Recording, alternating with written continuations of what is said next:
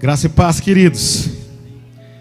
Quem está feliz com Jesus aí, levanta a sua mão, dá aquela chacoalhadinha assim, fecha ela e diz: glória a Deus.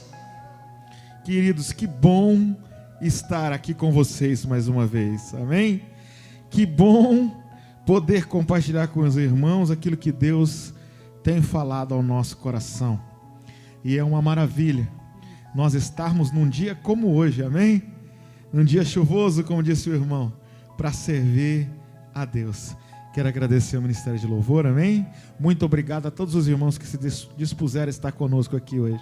Glória a Deus, muito obrigado. Queridos, há uns dias nós estávamos lendo um devocional e Deus trouxe nesse devocional, deixa eu arrumar aqui, um texto sobre um homem que está lá em 2 Crônicas, no capítulo 33, no versículo 1.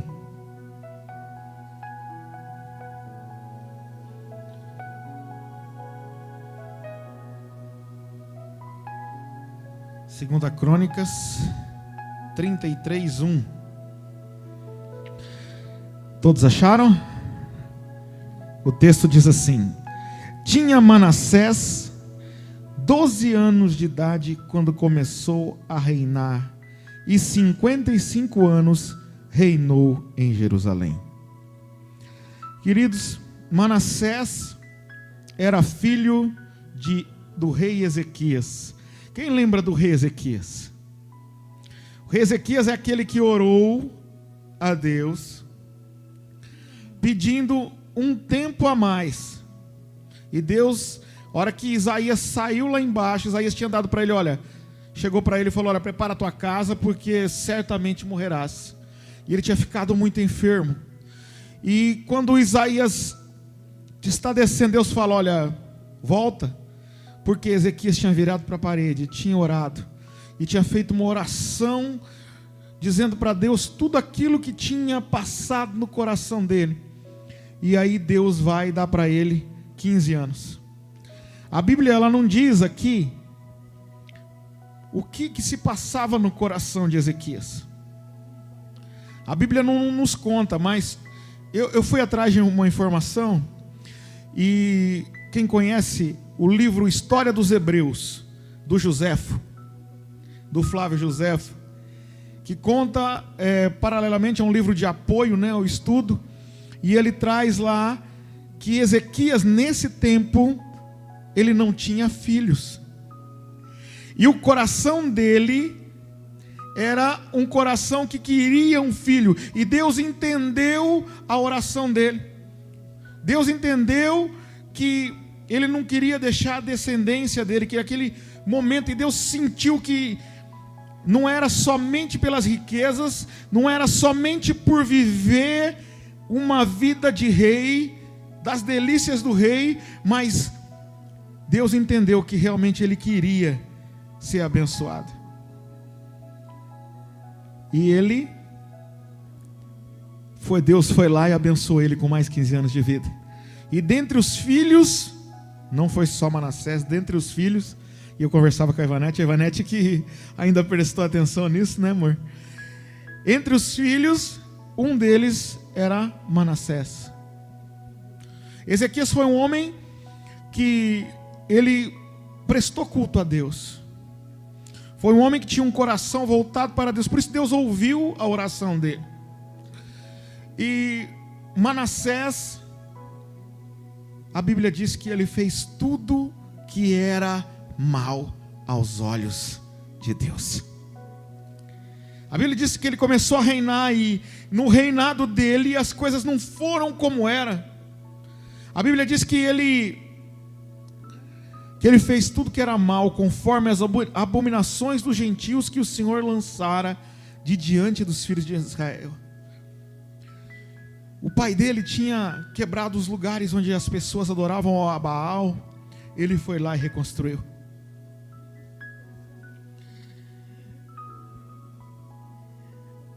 A palavra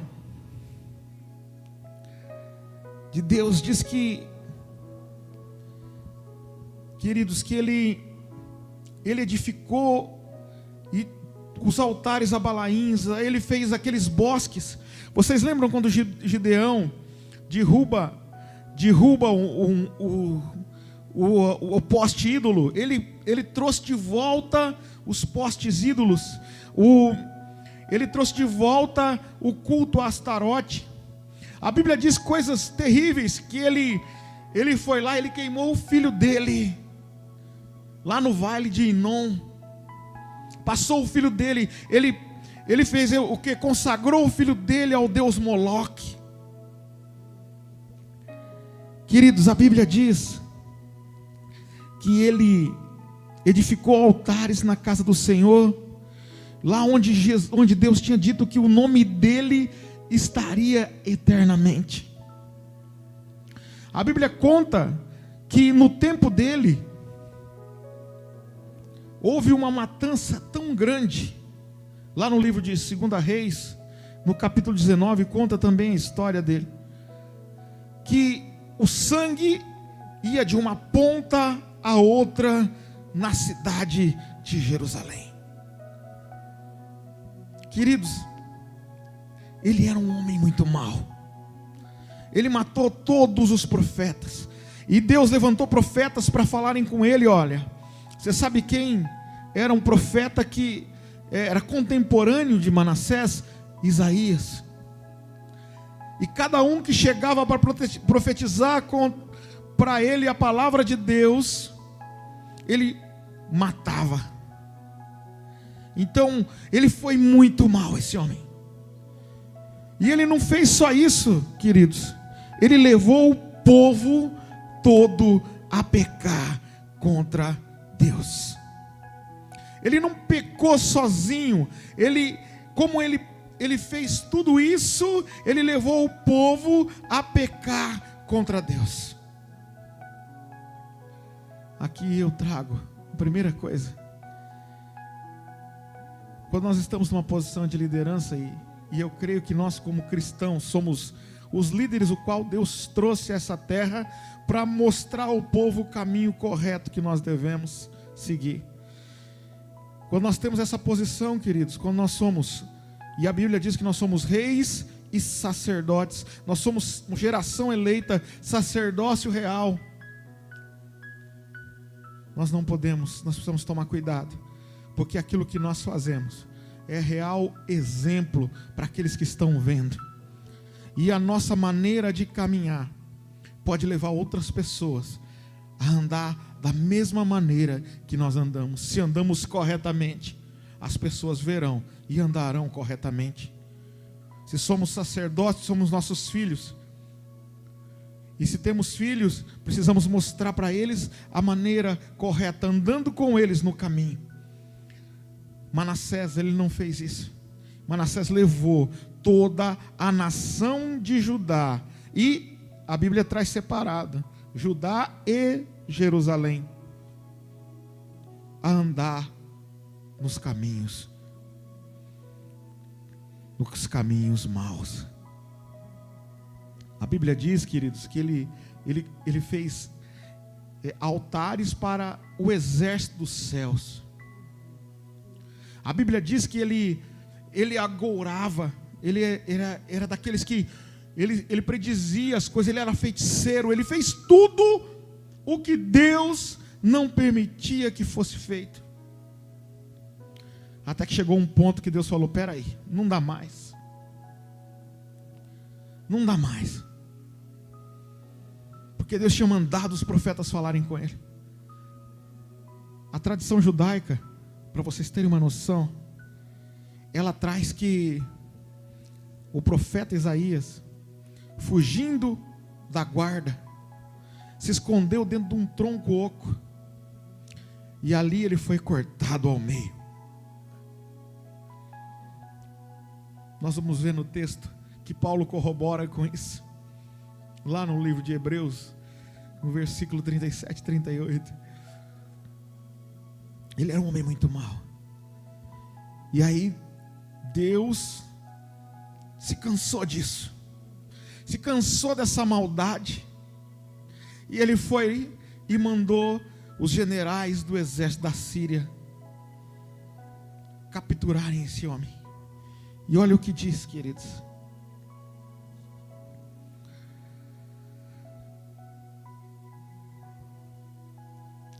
Os quais prenderam Manassés, no versículo 11, entre os espinhais, e o amarraram com cadeias e o levaram à Babilônia. Eu fui ver essa palavra, na verdade é argola. E eles furaram o nariz de Manassés e colocaram uma argola como sinal de servidão. E eu entendo isso, que o pecado, quando ele é muito grande, quando ele é tão grande assim, o diabo marca essa pessoa como posse dela.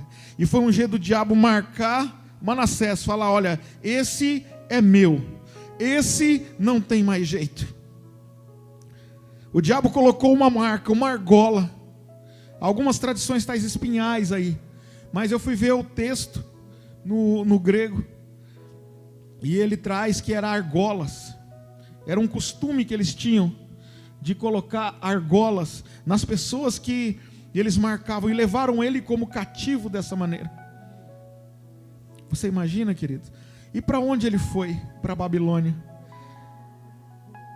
Eles falam, os estudiosos dizem que existia um rei, e esse rei ele costumava governar ou em Nínive, que era a capital, ou de vez em quando ele julgava lá na Babilônia. E eu vou dizer para vocês o que eu acho. A Babilônia, como nós sabemos o significado de Babilônia, quer dizer local de pecado. Aonde poderia estar um pecador se não fosse num lugar de pecado? Quando o inimigo vem sobre a vida das pessoas, ele marca essa pessoa, toma posse e leva ela para o lugar onde ele vai poder controlar a vida dela, da maneira dele, no meio dele, aonde ele imagina que ele pode manipular cada vez mais. Isso acontece com a bebida. Ele leva as pessoas para o bar, ele coloca amizades. Isso acontece com as drogas, isso acontece com a prostituição. As pessoas são marcadas e são levadas para lugares onde elas podem ser controladas, onde elas podem chafurdear no pecado. E esse homem, queridos, a Bíblia diz que ele estava angustiado, que ele ficou muito angustiado, e ele fez uma coisa, e é aí que nós começamos a mensagem. Ele orou ao Senhor. A Bíblia diz que ele orou ao Senhor, ele fez uma oração. Nossa, ele estava no meio do pecado, ele estava na cidade do pecado, ele estava sendo controlado pelo inimigo, marcado pelo inimigo, e mesmo assim, na hora da angústia, ele lembrou do Deus do pai dele. Olha o que diz a Bíblia, queridos. Ele diz assim: orou de deveras ao Senhor. Não foi pouco não, deveras. O que eu entendo disso é que não importa a situação, não importa o momento, não importa o quanto a pessoa pode estar presa no pecado, se ela abrir a boca dela e falar com Deus, Deus está ali para poder livrar das amarras, tirar as marcas, tirar as cadeias e transformar a vida. É interessante que isso aqui é muito maravilhoso, porque ele diz assim, que ele orou-se ao seu Deus e humilhou-se muito perante o Deus de seus pais. Olha só, queridos, Porque ele lembrou que o pai dele servia a Deus. Ele lembrou que o pai dele servia a Deus. E ele se envergonhou. A Bíblia diz que ele se humilhou muito. Queridos, o Evangelho, e o próprio nome diz, ele é o Evangelho do arrependimento. O Evangelho do arrependimento. E o que é arrepender, querido? Arrepender não é somente orar. Arrepender é mudar o seu caminho. Se você está indo aqui, você se arrepende e fala: não, espera aí, eu vou para cá. Agora eu preciso mudar. Agora eu preciso viver algo novo. Arrependimento, ele é muito mais. Ela precisa nos levar a um lugar de reconhecimento. Quando você se humilha, que é o caso dele, ele reconhece que tudo que ele tinha feito realmente tinha machucado a Deus,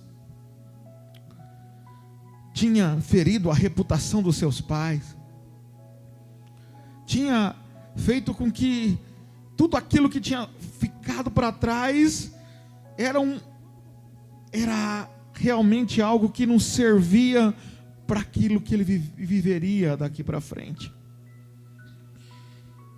Nós precisamos nos levar, ele nos leva a um lugar de reconhecimento dos nossos erros. Se a gente pegar, querido, a Bíblia e a gente for lá, e eu conversava com meu irmão domingo sobre isso, e falávamos sobre a síndrome de Adão. Quem conhece o que é a síndrome de Adão? Alguém já ouviu falar da síndrome de Adão? Alguém aqui já ouviu falar? A síndrome de Adão é o seguinte: Deus desce lá e fala: olha, cadê vocês? Cadê você, Adão? Cadê você, Eva? E eles estavam nus, tinham se escondido de Deus, estavam com medo de Deus, porque eles estavam com vergonha que eles estavam nus. Eles descobriram, e Deus falou: o que aconteceu? Vocês comeram da fruta? Não, nós comemos da fruta. E agora a gente viu que está nu, mas... Ele fala: mas como que vocês fizeram isso? Aí a mulher responde o quê? Foi a serpente. Culpa alguém. E aí vai para Adão: Adão, foi a mulher que tu me deste, Senhor. Síndrome de Adão. Ninguém é culpado, ninguém toma a responsabilidade pelo seu próprio ato. Sempre tem alguém que faz. Alguém te oferece, mas você é o responsável por aceitar o caminho ou não. Isso chama síndrome de Adão. Nós precisamos tomar cuidado, querido. O arrependimento, ele não culpa outras pessoas pelos seus atos. O arrependimento faz com que você assuma a responsabilidade pelos erros que você cometeu. Amém? Queridos, está lá. Nós estamos sem ali hoje, né? Vamos abrir em Mateus, no capítulo 3, versículo 12.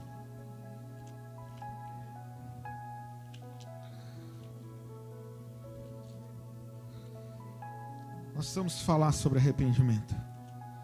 Mateus 3:12.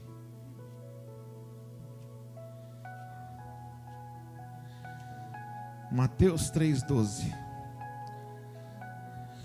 Em sua mão tem a pá, e limpará sua eira, e recolherá no celeiro o seu trigo, e queimará a palha com um fogo que nunca se apagará. No 3:11, ele diz assim: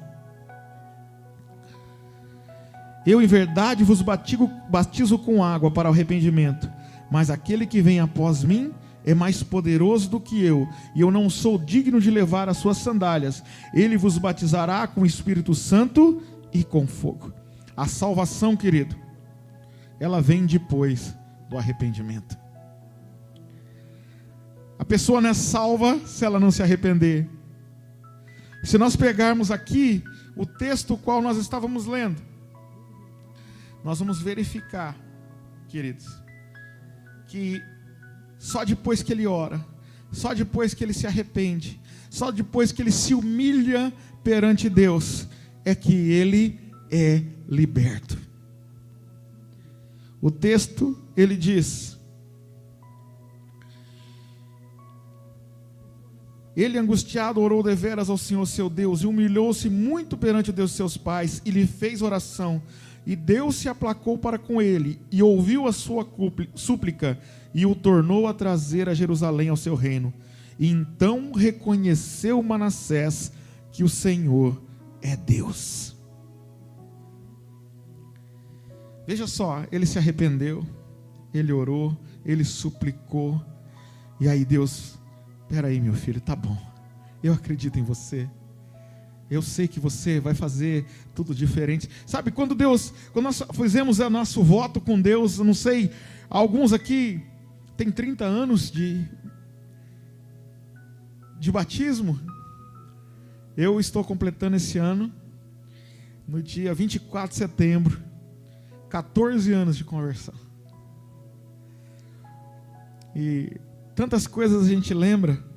Eu lembrava hoje, só fazendo um adendo, da irmã Zeferina, das nossas... a Ivanete falou para mim assim: amor, mas você tem uma mente, você lembra dos versículos? Eu falei: amor, quando chegamos na igreja, a gente tinha as vigílias, e eu olhava aqueles irmãos, na hora da gente fazer lá aquela roda assim na frente, eu olhava os irmãos, a irmã Zeferina falando os versículos, eu olhava a irmã Zélia falando os versículos dos irmãos, eu falava: meu Deus, eu quero também entender e falar. Eu falei para a Evanete: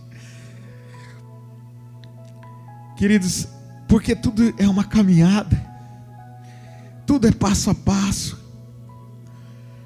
e a gente precisa ter realmente pessoas que nos inspirem. Eu falei isso na última vez que eu preguei: nos inspire a buscar a Deus. Pessoas que a gente olha e fala: olha, eu vou buscar, porque eu sei que Deus está na vida daquela pessoa. E isso só vem, querido, se tiver experiência. Eu acredito que Manassés, se ele lembrou do Deus, ele lembrou que o pai dele buscava Deus, ele lembrou que na casa dele tinha oração, ele lembrou naquele momento que se adorava a Deus em Jerusalém. E eu acredito que nós estamos no caminho certo, porque nós somos adoradores, aleluia. Nós somos aqueles o qual Deus escolheu. Isso é tremendo. A humildade, querido, a humildade aqui, ele fala claramente da humildade. Ele diz que ele humilhou-se. E um texto me marcou muito, eu já falei isso aqui algumas vezes. A Ivanete tem escrito na Bíblia dela. Pastor Odilon disse. Eu nunca esqueço disso, só me marcou porque eu acho que eu já falei algumas vezes aqui. O que é humildade? A humildade é aquele: quanto menos ofendido eu fico com as situações, mais humilde eu sou. Quanto menos ofendido eu fico com as situações que acontecem no dia a dia, mais humilde eu sou. Eu acredito que esse homem, ele estava lá preso, marcado, sendo colocado com argola no nariz, cadeias. E ele chega diante de Deus e fala: Deus, realmente eu fiz. Ele deve ter falado assim: eu mereço isso aqui. Eu mereço porque eu me esqueci daquilo que tinham me ensinado. Estou conjecturando, queridos. Eu me esqueci, Deus, daquilo que meu pai fez. Eu esqueci que Deus deu mais 15 anos de vida. Eu só existo porque Deus deu vida para o meu pai. Ele deve ter falado isso. Ele deve ter falado: Deus, eu vou fazer tudo diferente se o Senhor me libertar. Mas eu sei que eu não mereço, eu não posso ser liberto apenas pela sua misericórdia. Eu acredito que se ele tivesse ficado bravo com Deus, se ele tivesse ficado realmente nervoso com Deus, naquele momento, eu creio que ele não teria sido abençoado com o livramento. Então ele não se ofendeu com Deus. Eu acredito que uma pessoa, para poder se dizer humilde, ela vai entender o que está acontecendo. Ela vai se colocar no centro e dizer: realmente eu fiz errado. Eu acredito que é isso que é humildade. Eu acredito que foi isso que aconteceu com ele na hora da oração, na hora da súplica. Porque não foi só dizer: olha, me liberta, Deus, eu sou o rei de Israel, do teu povo, me liberta. Ele não tinha moral nenhuma para dizer que ele defendia Deus. Isso é muito importante a gente saber, porque nós precisamos reconhecer que todos pecaram e destituídos estão da glória de Deus. Se disser que não pecamos, fazemo-lo mentiroso. Então, se a gente colocar na situação dele, nós recebemos a graça, estamos livres e agora andamos de acordo com a vontade de Deus. Mas porque nos deu graça, o favor que não merecemos. E assim eu entendo essa situação. E eu acho que ele entendeu que o favor que ele não merecia era a liberdade. Mesmo suplicando, naquele momento, nós podemos dizer que Manassés é aquele que se humilhou por Deus. E a primeira coisa que esse cara faz, querido, é aquilo que é uma coisa interessante. Olha só, ele foi liberto, Deus tirou ele de lá, tornou ele a Jerusalém, ele entendeu que o Senhor é Deus, que ele precisava servir a Deus. E se a gente olhar para nós, um dia nós passamos por isso. Pecado, vivíamos no pecado, levávamos uma vida diferente, não porque nascemos em berço, mas a Bíblia diz que todos pecaram, não é porque nós nascemos num berço evangélico, mas a Bíblia diz que todos pecaram. A Bíblia diz que a salvação é individual, que a salvação é um dom de Deus. E aí, esse homem, a primeira coisa que esse cara faz, entendeu que o Senhor é Deus, entendeu a grandeza de Deus, entendeu quem ele tinha que servir, ele entendeu quem era o Deus do pai dele, o Deus de Israel. E nós, na nossa fraqueza, nós, na nossa um dia, passamos pelo mesmo momento. Talvez alguns tenham sido marcados pelo inimigo. Eu bebia muito, eu fumava, então eu acredito que eu fui marcado. Eu acredito que eu fiquei preso muito tempo, mas o Senhor ouviu as orações da minha esposa, as orações das pessoas. Queridos, é tão forte isso. Um rapaz que era da igreja missionária, congregou com a gente um tempo aqui, e ele era líder dos jovens lá, e eu trabalhava na época com o som, sabe aquele som que eu fazia mensagem ao vivo na cidade de Caraporra, e eles preparavam o teatro e me convidavam para fazer a mensagem, para mim poder ver o teatro que eles estavam fazendo, para ganhar a minha alma para Jesus. Eu sou grato por Deus ter levantado pessoas que oraram por mim, para que eu pudesse estar aqui hoje, amém? Pessoas que suplicaram por mim, porque às vezes nós estamos no pecado e a gente não sabe o que a gente está fazendo, a gente não sabe aonde nós estamos, mas glória a Deus, porque Deus é misericordioso, assim como foi com Manassés. E a primeira coisa que Manassés fez, a Bíblia diz aqui que ele reconstruiu, edificou o muro de fora da cidade de Davi. Ele reconstruiu o muro. Você sabe o que significa isso, querido? Porque quando a gente está lá fora, nós estamos o quê? Desprotegidos. O muro significa proteção. Não adianta você chegar, dizer que você serve a Deus, e você realmente está com o coração quebrantado naquele momento, e você está dizendo: eu sirvo a Deus, eu quero continuar com Deus, mas você não erguer as suas defesas, porque você vai ficar vulnerável aos ataques do inimigo. Ele traz uma lição para nós tremenda, porque ele entendeu, só que agora ele falou: olha, o inimigo não vai mais me marcar, o inimigo a partir de hoje não tem mais chance. Mas ele ergueu um muro. Se você tiver um muro só na sua casa, quer dizer que ninguém pode pular esse muro? A Bíblia diz que ele ergueu um muro, ele aumentou esse muro. Eu vou te dizer um negócio, querido: reconstruir o muro não basta, é preciso fortificá-lo. Reconstruir o muro só não basta, você precisa fortificar. Para fortificar o muro, querido, você precisa de insumos, não é verdade? Para construir você precisa de tijolo, você precisa de cimento, você precisa de areia, você precisa de água. Amém? E eu estava lá pensando, o tijolo, querido,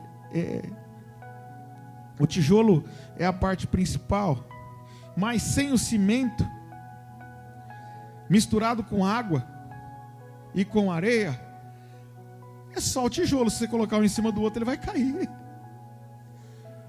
E Deus me trouxe um versículo na mente. Construir um muro você não constrói sozinho. Você precisa de comunhão, você precisa de alguém que te ajude. Nós sabemos que toda construção, ninguém faz sozinho. Ninguém vai lá, bate a massa, volta, vai lá.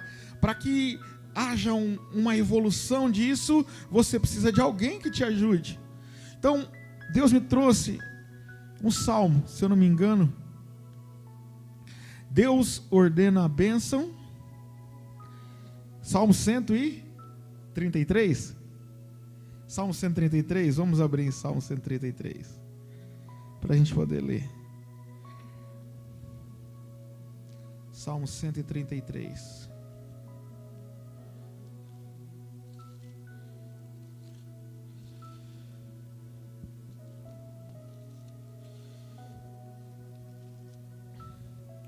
Ó, quão bom e quão suave é que os irmãos vivam em união. O muro, queridos, ele precisa dessa união. O muro, ele precisa que nós pensamos uníssonos. Não se constrói um muro sozinho. Deus me trouxe esse versículo na hora que eu preparei esse ponto, porque o cimento, a areia, né, e a água que é o Espírito Santo, o cimento que é essa mesma visão, e o tijolo que são cada uma das pessoas que estão aqui. Se constrói um muro, se fortifica com união. Para fortificar o muro, querido, nós precisamos de algo. Não adianta você colocar só aqui e você não ter aquilo que vai grudar todo esse tijolo. Nós precisamos de uma casa onde nós vamos aprender. Nós precisamos de oração. Nós precisamos que as pessoas orem por nós. Nós precisamos do ferro e nós precisamos da pedra. E se constrói coluna. Há um preço a ser pago por cada uma dessas coisas. Para construir um muro. Ele era rei, mas ele precisava de outras pessoas para fazer. Ele era rei, mas ele precisava de alguém. Então ele precisava só mandar? Não, ele precisava ser líder. Ele precisava liderar. Ele precisava fazer com que as pessoas vissem que ele estava diferente. Que ele não era agora o matador. Que ele não era agora o sanguinário. Que ele não era agora o agoureiro. Que ele não era agora o feiticeiro. Mas ele era agora remido pelo sangue de Jesus. Aleluia. Você está entendendo, querido? Olha o que nós aprendemos. com esse homem que viveu uma vida de pecado, mas agora, sobre a luz de Deus, ele tinha uma nova visão. Ele tinha algo novo que Deus estava plantando na vida dele. E Deus está aqui ensinando para nós que a primeira coisa que nós precisamos fazer, e sempre estar atento, é se não tem nenhum buraco no nosso muro. Se não tem nenhum restolho daquele passado que vem na nossa mente, no nosso coração, e nos faz perder aquela certeza de segurança. Porque a Bíblia diz: se o Senhor não edificar a casa, em vão trabalham os que edificam. Se o Senhor não guardar a cidadela, em vão vigia a sentinela. Aleluia, queridos. Vocês não estão dormindo, não? Eu vou dizer para vocês. Então, queridos, nós precisamos comprar, pagar um preço. E assim, toda essa coisa, todo esse material, ela está fundamentada no que Paulo diz lá em 1 Coríntios capítulo 13, no versículo 13. Que diz o quê? 1 Coríntios 13, 13. Olha o material que a gente precisa usar para construir esse muro. Esse é fundamental, porque só assim nós seremos tolerantes com as pessoas que estão ao nosso redor. Agora, pois, permanecem a fé, a esperança e o amor. Algumas Bíblias dizem caridade, porque aqui diz o ágape. Estas três, mas a maior destas é o amor. Nosso tijolo, nossa areia, nosso ferro, o nosso cimento tem que ser construído na base do amor de Cristo. Aleluia. Glória a Deus, querido. Dê uma salva de palmas de Jesus para vocês acordarem, amém? E eu acordar também. Tem um detalhe no terceiro ponto. O terceiro ponto diz assim: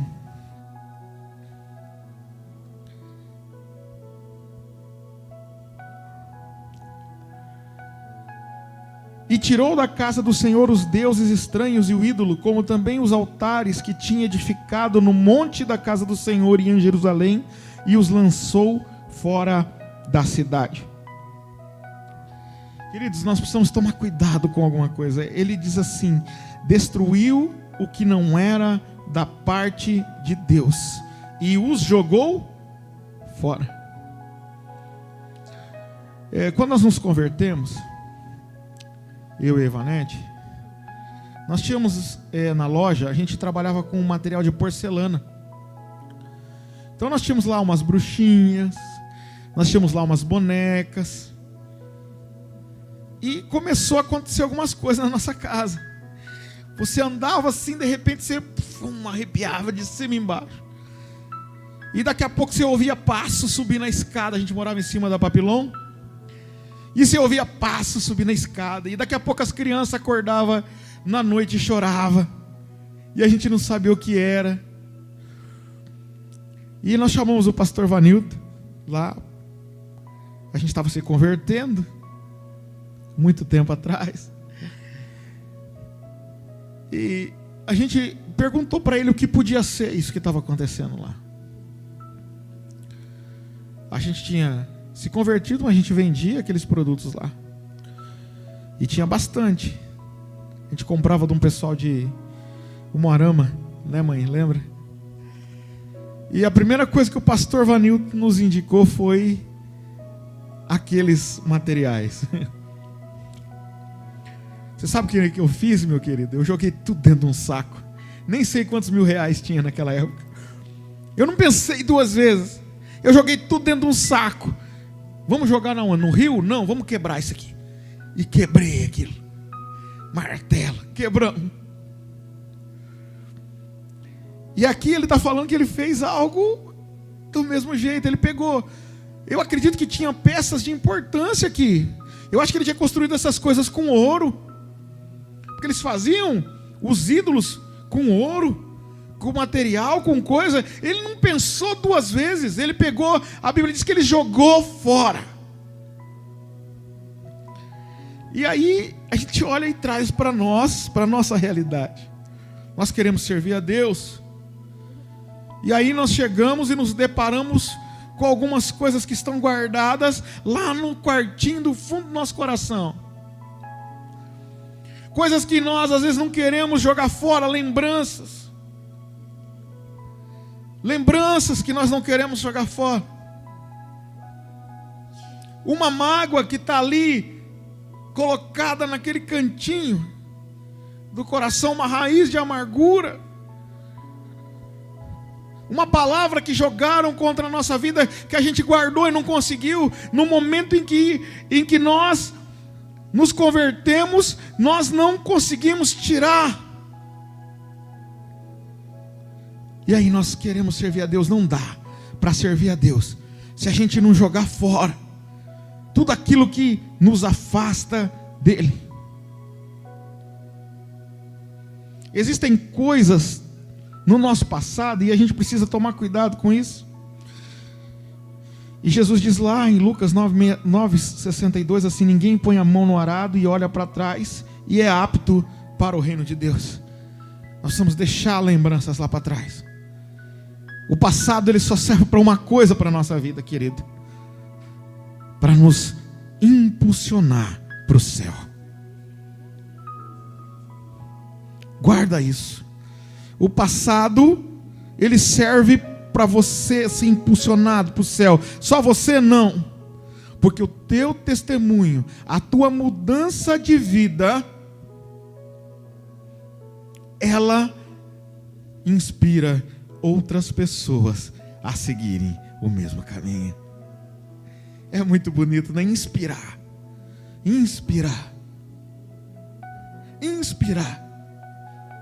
É tremendo isso. Ei, Deus maravilhoso. Balabás. Olha o que diz em Isaías 43:18. Isaías diz assim, ó: esqueçam o que se foi, não vivam no passado. Algumas pessoas, queridos, que elas não conseguem andar e caminhar porque o coração delas está no passado. Elas sempre lembram daquilo que falaram para elas. Elas não conseguem pular o pecado. Eu sempre falei para a Ivanete, aquilo que mais nos machuca tem que ser confrontado. Tem que ser confrontado. Se alguém não gosta de você, você vai para o confronto. Confronto como? Com amor. Você está perto da pessoa, você conversa com a pessoa, você é agradável com a pessoa. Eu falo isso sempre para a Ivanete. E a gente tomou isso como um modo de vida. A gente procura mesmo daqueles que são pessoas que não gostam da gente, que não se dão bem, mas a gente procura sempre ser agradável com as pessoas, de uma maneira que às vezes até dói, porque você é humilhado, você é jogado de lado, às vezes as pessoas viram o rosto para você, mas tudo isso é um modo de vida que você precisa entender.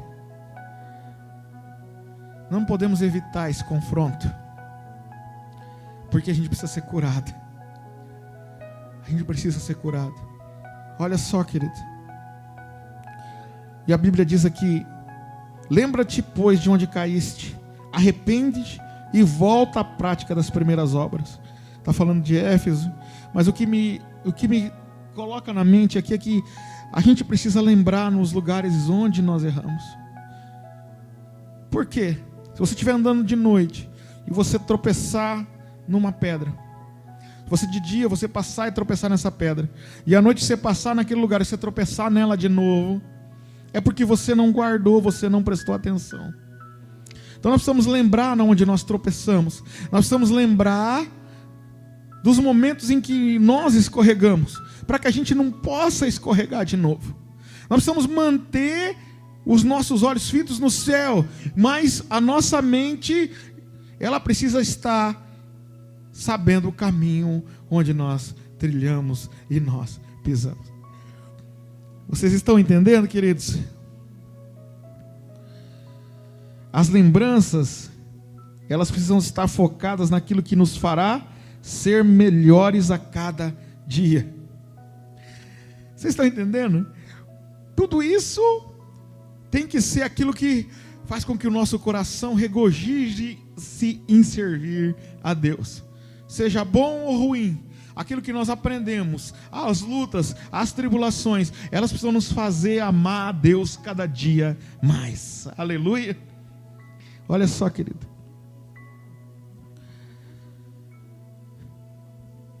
É isso, queridos. No quarto ponto, eu falei para a Ivanete que ia pregar 15 minutos, tá? O quarto ponto aqui me chama muita atenção, porque ele reparou o altar do Senhor e ofereceu ofertas pacíficas e de louvor. Isso aqui é tremendo, porque o que é o altar? O que é um altar? Um lugar de adoração. E um lugar de adoração, antigamente ele tinha o seu lugar de adoração. Existia um templo, um lugar certo, um jeito certo de fazer um sacrifício, no qual uma vez por ano eles vinham fazer o sacrifício, voltavam para a vida deles lá e mantinham a mesma vida que eles tinham passado. No outro ano eles vinham, ofereciam outro sacrifício e voltavam a viver do mesmo jeito. Quando você fala de lugar de adoração, restaurar o altar aqui significa que você precisa restaurar o seu maior momento como adorador. Por quê? O que diz em João 4, 23? O que diz em João 4, 23? Quem lembra? João 4, 23 diz que, eu vou ler certinho para vocês aqui. João capítulo 4, versículo 23. Diz assim: mas a hora vem, e agora é, em que os verdadeiros adoradores adorarão o Pai em espírito e em verdade, porque o Pai procura tais que assim o adorem. Restaurar o altar de adoração é algo que não pode fugir daqueles que creem. Restaurar o altar de adoração é vida para os que creem. Porque se você não é um verdadeiro adorador, Deus não te procura. E se Deus não te procura, você sempre vai estar procurando por Ele. Mas aí, em que momento? Se você é um verdadeiro adorador, a Bíblia diz que Deus procura os verdadeiros adoradores. Você não precisa correr atrás de Deus. Deus está te procurando, querido. Vira para a pessoa que está do seu lado e diz: você é um verdadeiro adorador. Porque o verdadeiro adorador, ele não precisa ir atrás de Deus. O momento de adoração dele faz com que Deus olhe para ele. Porque a Bíblia diz: e Deus procura tais que o adorem em espírito e em verdade. Deus procura verdadeiros adoradores. Quando Manassés restaura o altar, ele restaura o culto, ele restaura a adoração. Ele está mandando um recado ali naquele momento. Ele está dizendo: olha, a partir de agora eu creio que o Senhor dos Exércitos está nesse lugar. Ninguém mais vai vir aqui e nos marcar. Ninguém mais vai colocar gola nos nossos narizes, vai dizer que nós somos cabrestrados, que nós vivemos no jugo do inimigo. Ninguém mais, porque agora nós somos adoradores. Você está entendendo? Querido, é só você pegar a história. Você lê lá no livro de Gênesis. Eu acredito que a maioria começou a reler o livro de Gênesis. E eu perguntei, Ivanete, uma das coisas que me chamou a atenção foi que cada lugar que Abraão passava, ele colocava um altar de adoração. Abraão passava, ele erigia um altar de adoração. Ele marcava aquele lugar. E isso, querido, precisa ser um ponto pacífico. A Bíblia diz que em Romanos 12:1, olha só o que a Bíblia diz em Romanos 12:1. Romanos 12:1. Atos Romanos.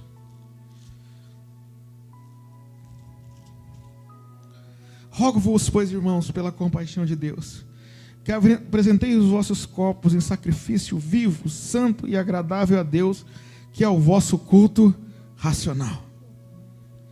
O sacrifício hoje somos nós mesmos, sabendo o que queremos e aonde queremos chegar racionalmente. Racionalmente, em favor da razão, vivemos a fé e a esperança de um futuro, de algo diferente. Eu sei o que eu busco. Eu sei, eu não vejo, mas eu sei. Porque agora a fé, os meus olhos se abriram espiritualmente, os seus olhos se abrem espiritualmente, e você pode enxergar algo novo, você vê diferente.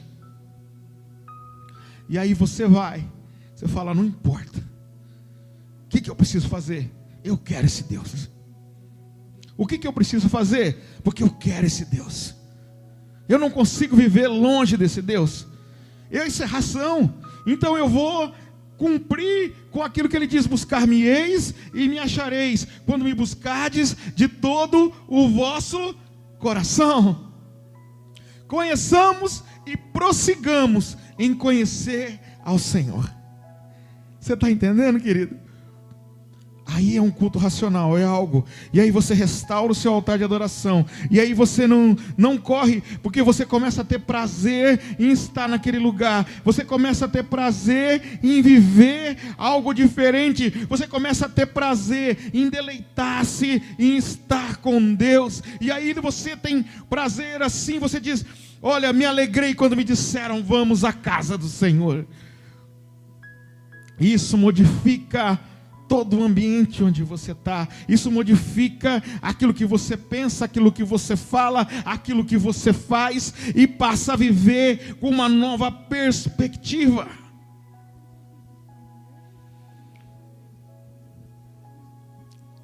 Quando Jesus é batizado, e Deus vê a voz lá de cima e diz assim: esse é meu filho amado, em quem tenho prazer, em quem me comprazo.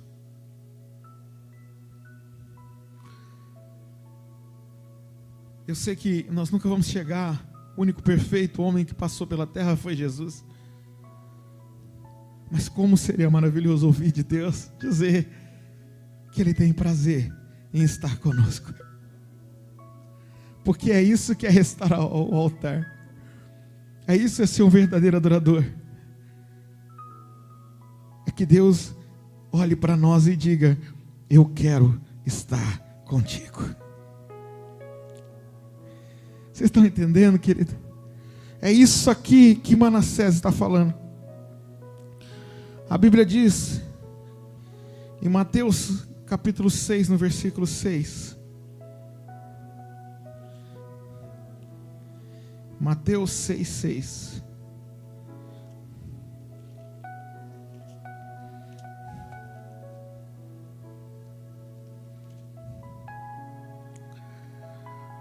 Mas tu, quando orares, entra no teu aposento e, fechando a tua porta, ora a teu pai, que vê o que está em oculto, e teu pai que vê o que está em oculto te recompensará. Restaurar o altar de adoração começa aí, entre você e o Pai. Entre você e o Pai. Em Levítico, no capítulo 6, no versículo 13, diz que quando nós restauramos o altar, o fogo arderá continuamente. E é isso que nós precisamos buscar. Que o fogo em nossos corações, a chama, ela continue a arder continuamente. Aleluia. Então, queridos, precisamos restaurar. E tem um detalhe, que ele como rei, ele entende que tudo que ele fez, e eu acredito assim, claramente nisso,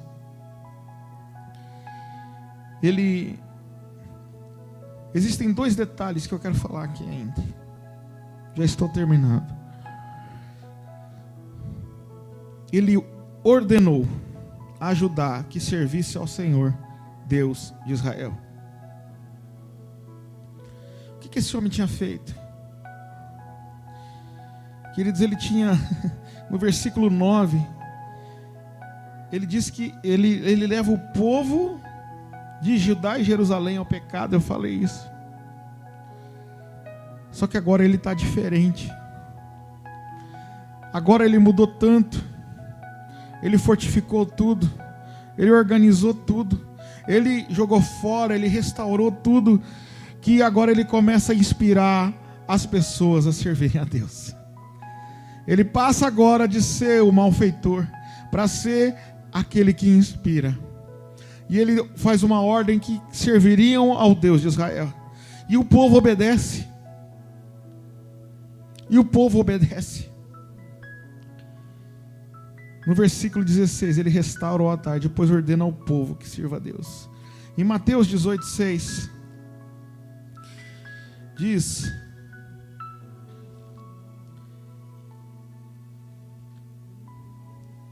a Ivanete que trouxe esse versículo para mim hoje, que a mãe passou para ela ontem. Mas qualquer que escandalizar um desses pequenitos que crê em mim, melhor lhe fora que se pendurasse o pescoço um mó de azenha e submergisse na profundeza do mar. Queridos, a Bíblia, ela contradiz, porque contradiz para o lado bom, quero dizer. Ela diz que se alguém escandalizasse esse cara, ele fez tudo errado. Mas no momento em que ele se arrependeu, Deus restaurou ele completamente e fez com que tudo mudasse. O ambiente onde ele estava agora não era mais o mesmo. E aí nós precisamos entender que a Bíblia, ela diz em Jeremias capítulo 1, versículo 12. Isso eu levo muito a sério, esse versículo. Viste bem, eu, o Senhor, velo para que a minha palavra se cumpra. E quando nós olhamos para a nossa família, porque é o nosso ambiente, o nosso meio onde nós mais podemos influenciar os filhos, a esposa, o local de trabalho, a gente lembra que nós também, assim como ele pôde influenciar toda uma população, nós também somos responsáveis por influenciar o nosso local, o nosso meio, aonde nós estamos. Nós precisamos ser influenciadores. Nós precisamos ser os que fazem a diferença. Se eu não crer que a minha família pode ser salva, ela não será salva. Eu preciso crer e orar a palavra. Tem um termo técnico para isso, para quando é o nosso tema, e eu não lembro. Vocês me perdoem. Mas eu orei. Hoje nós estamos aqui, vocês estão vendo meu pai e minha mãe aqui, para a glória de Deus. Aqui está minha esposa, meus filhos, minha sogra. E isso é uma das coisas mais tremendas que a gente pode ter, que é a família junto conosco. E quando nós começamos a orar, em 2008, eu fui ungido líder de célula em 2008, a primeira vez. Nós começamos com a célula em 2006. Em 2007 eu comecei a participar da célula. Em 2008 eu pedi ao pastor que eu queria uma célula porque eu queria apresentar para minha família o Deus que eu servia. E eu comecei a orar, Josué 24. Eu comecei a orar Atos 16, 31. E isso foi real na minha vida. Então eu vou dizer para vocês algo que é experiência nossa. Se disserem para você que a família não se converte, isso está errado. Porque por amor a tudo isso que nós vimos, todos esses pontos que nós passamos aqui, Deus toca naqueles que nós amamos. Os olhos são abertos, os ouvidos são abertos. Os corações de pedra são transformados em corações de carne. Nós precisamos orar com afinco. Talvez não seja no nosso tempo. Eu tive o prazer de ser rápido a conversão deles. E a gente andar junto hoje. Eu quero dizer para vocês que quando nós ordenamos pela palavra, não mandamos, ordenamos pela palavra, porque para nós em Lucas 10:19 diz: eu vos dou autoridade para pisar a cabeça de serpentes e escorpiões e toda a força do inimigo, e nem um dano vos fará o inimigo. Eu não sei onde nós ouvíamos uma palavra que foi o pastor Júlio que trouxe, que foi maravilhoso, que viu a sogra ver quase todos da família, antes dela falecer, convertidos. Eu creio que isso é muito real na vida da gente. Nós podemos experimentar isso, desde que nós façamos a nossa parte. Que nós possamos, queridos, realmente restaurar os muros da nossa casa, fortificá-los, que nós possamos jogar fora aquilo que nos atrapalha de chegar a Deus, que nós possamos, queridos, restaurar o nosso altar de adoração diariamente, tirar toda aquela cinza que pode atrapalhar o fogo de arder continuamente, e que nós possamos, queridos, crer que o nosso povo, a nossa família, vai servir a Deus junto conosco. Nós precisamos crer nisso. E eu vou te dizer,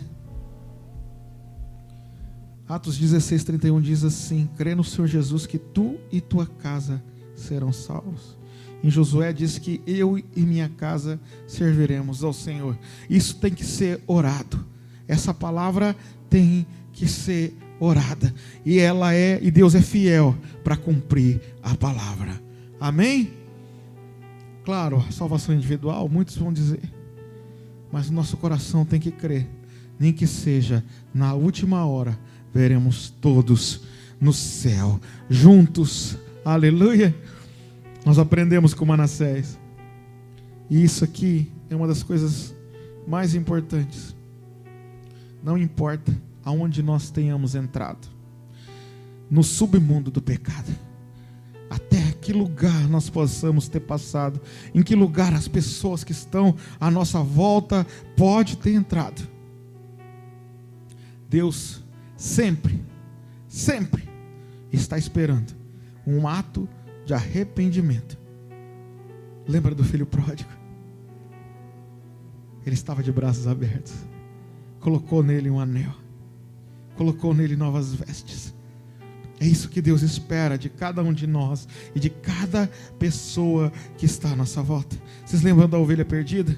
Olhando lá o pasto verde lá fora, ele deixou as outras, foi buscá-la. E a mulher da dracma perdida. A dracma perdida é o crente inanimado que não tem forças, mas Deus está ali revirando as casas, para poder achar as suas dracmas. Aleluia. Assim como ele achou Manassés, que ele ache todos aqueles que estão aí perdidos, e que nós possamos ser a fonte de súplica para que Deus faça a diferença na vida de cada um. Coloque-se de pé, querido.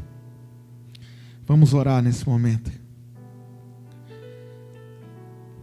Maravilhoso Deus e soberano Pai, diante do Senhor nós aprendemos com Manassés hoje.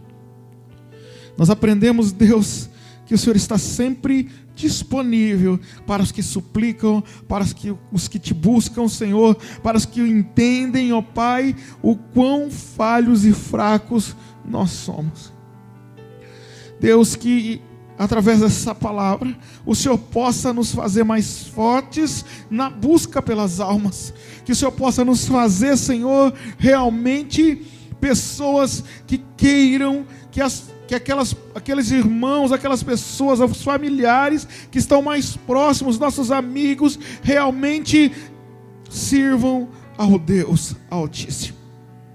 Que nós possamos ser aqueles que o Senhor usa, Pai, na Tua palavra, na comunhão, Senhor. Que o Senhor possa nos fazer fortes, Pai, para entendermos que o inimigo vai tentar de todo jeito nos destruir, mas se estivermos aptos, Senhor, com os muros altos e fortificados, nós possamos vencer toda a cilada do inimigo, que nós possamos orar, buscar a Tua face, se converter dos maus caminhos, que o Senhor vai ouvir do céu, ó Pai, e vai sarar a nossa terra, nos fazendo, Senhor, aqueles que fazem a diferença, o sal, a luz, Senhor, nesta terra, neste lugar, aonde estivermos, ó Pai, que nós possamos ser verdadeiros embaixadores de Cristo nessa terra e representá-lo, Pai, com a autoridade a qual há no nome de Jesus. Nós não somos nada, Pai, mas a Tua palavra diz que é maior o que está em nós do que aquilo que está no mundo, e o Teu Espírito Santo é que nos faz mais fortes, Senhor, que nos faz mais firmes, que nos faz ser aquilo que o Senhor quer que sejamos. Assim eu oro, abençoando a Tua igreja e os Teus filhos nesta noite, em nome de Jesus. Amém e amém.